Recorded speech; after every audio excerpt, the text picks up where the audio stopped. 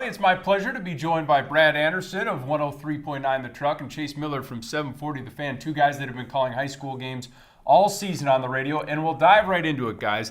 Last night, the EDC title was decided. Cheyenne pummeled Fargo South to claim its first ever conference championship. This one was over by the end of the first quarter, Chase. Nathan Goldaddy, 213 rushing yards and 3 scores. The Bruins turned the ball over a bunch of times. First 3 possessions, I believe. Chase, you were there. Are the Mustangs playing their best football ever right now? I would say so right now, yeah, because they're physical. They're probably more physical teams in the EDC. Goldaddy's over 1,000 rushing yards, 18 rushing touchdowns on the season. He's a one-man wrecking crew. And then Parker Sander does enough at the quarterback spot. Then you mix in Terre Hark outside. So they got weapons all over the place, and they could possibly make a run deep in the playoffs. It'll be interesting to see. We were televising the Davies versus West Fargo game on Midco Sports Network.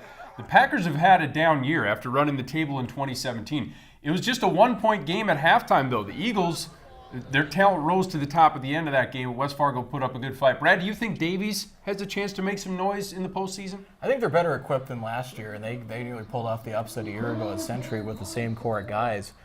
I think they're equipped to get out of the first round. I think they have enough talent and enough experience to get there. It's going to be awfully tough if they get past the first round to go out to Bismarck and try and take care of Bismarck High, if that happens. Yeah, they'll take on a Mandan team who's down a starting quarterback right now. We'll see if Dane Carlson is able to get back for that one. Out west, everything went pretty much as you'd expect. So here's the bracket for Class 3A. We'll save the matchup breakdown for next week, but do you think this is Bismarck's to lose, Chase? Hard not to say so with Madler being one of the best quarterbacks, I think, in the state. That offensive line is huge, and to some people, they might look like an early college football team with what they have up front. So Bismarck High, the only undefeated team, they've beaten everybody except for Century by 25 or more points. Yeah, I would say it's Bismarck High's to lose, Jody. Now, there's still a lot to be determined in 2A, so we can save that for another time. Let's get to Class A because those playoffs begin on Saturday. Here's a look at the top half of the bracket. The QRF seeding gave us Langdon Edmore Munich as the top seed. The Cardinals hosting EEK on Saturday. Undefeated Bowman County draws Nedrose. But as we go to the bottom of half,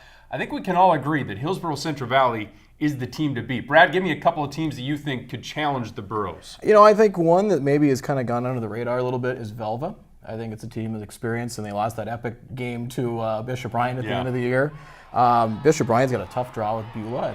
Not that they can't get it done being at home, but I think Velva's going to be interesting. And Langdon Edmore Munich, I don't think, and even Josh Kravachka would probably say, this is probably not a team that they should get to this point considering how young they are. Yeah.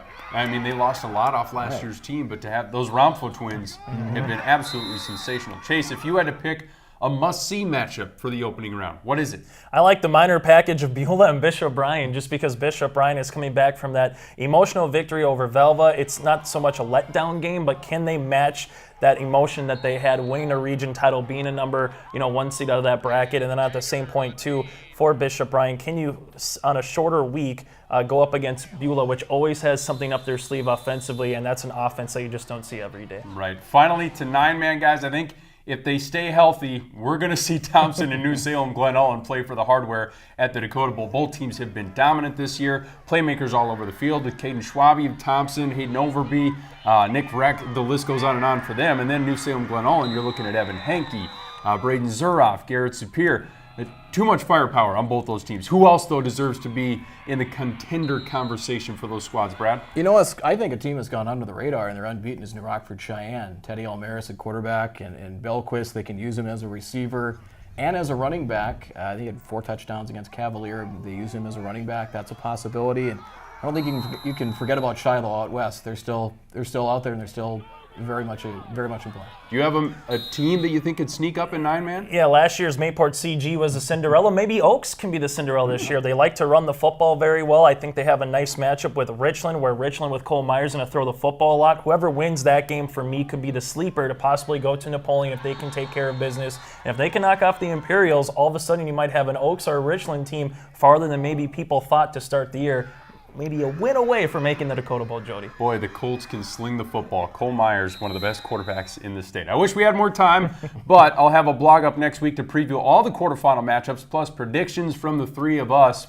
Whether that helps you or not, who knows. Keep an eye out for that bulletin board material. Guys, thanks for coming on. You bet. Thanks.